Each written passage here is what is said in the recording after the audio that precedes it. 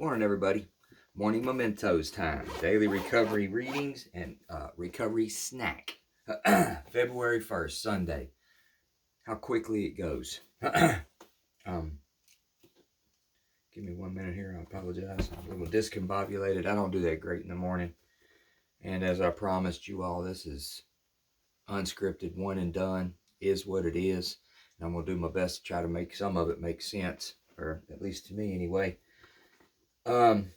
Maybe you'll see value in it. Typical February 1st, 24 hours a day, Hazleton. The link will be from this reading will be in the description. And today we are looking at February 1st thought for the day. So let's dive in. When we think about having a drink, we're thinking of the kick we get out of drinking, the pleasure, the escape from boredom, the feeling of self-importance, and the companionship of other drinkers. What we don't think of is the letdown and the hangover, the remorse and the waste of money, and facing another day. In other words, when we think about that first drink, we're thinking of all the assets of drinking and none of the liabilities. What has drinking really got that we haven't gotten in recovery, in AA, NA? Question: do I believe that the liabilities of drinking outweigh the assets? Meditation for the day. I will start a new life each day. I will put the old mistakes away and start anew each day. God always offers me a fresh start. I will not be burdened or anxious. If God's forgiveness were only for the righteous and those who had not sinned, where would its need be? I believe that God forgives us all of our sins if we're honestly trying to live today the way He wants us to live. God forgives us much, and we should be very grateful. Prayer for the day. I pray that my life may not be spoiled by worry and fear and selfishness. I pray that I may have a glad, thankful, and humble heart. The disease of addiction never ceases to amaze me. This talks about the thought for the day.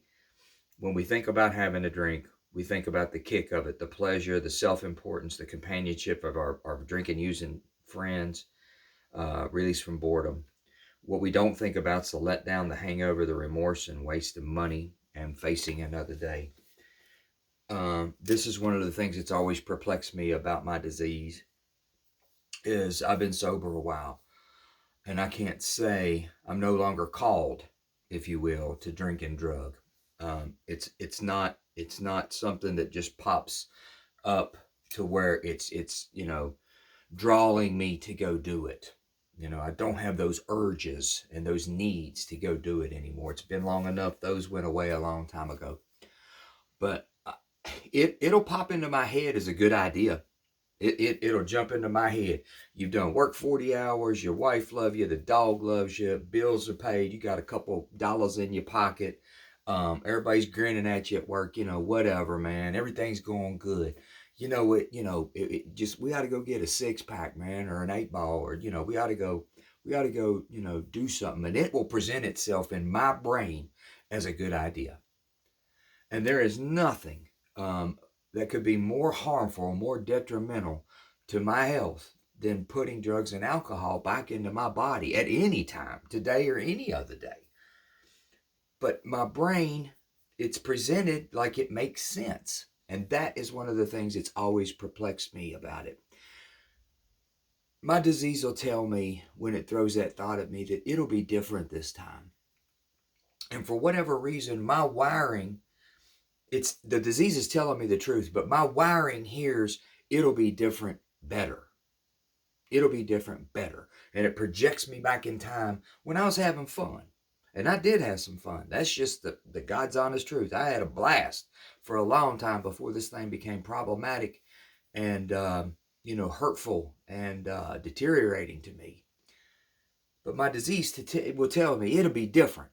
And what I hear is it'll be different better. What it means and what I know today is it'll be different worse. But damn if that's what my brain puts together. My brain does not put that together. It wants to hear it'll be different better. And my disease tells me the whole time, in honesty, it'll be different, and it means it. But what it means is worse. I just have to apply my tools that I've learned and my thought process and practice the pause and go all the way through this thing and think all the way through it. Because never ever for any day, any days that I continue to live, will it ever be a good idea for me to put drugs and alcohol in my body. If I do that, I give up everything. If I take one thing on, I give up everything. If I leave these couple of things alone, I gain everything. I have the capability to gain everything. And I have to remember that during my journey. They say that addiction's cunning, baffling, and powerful. And I have to remember also deadly. I have to remember where I came from and how it was. And I don't live there mentally anymore, but it's real good for me to not forget. Because that's exactly the avenue that if I take that avenue of using drugs and alcohol, that is where I will end up, is back in that same situation. So y'all please join me tomorrow if you want to for another magical Monday morning. Take good care of yourself. Stay warm out there. And I appreciate you joining me. Please like, subscribe, share, do whatever you feel drawn to do or whatever. Trying to build this thing up a little bit. And at the front part of all my videos, and I believe it's that corner there, it says more recovery snacks. I'm cataloging all these things now by month. And so if you want to go back and watch one or, whatever the case may be. I don't know what I'm doing. I'm learning. Appreciate y'all joining me. Have a blessed day. Stay safe and see you tomorrow, Lord willing. Bye-bye.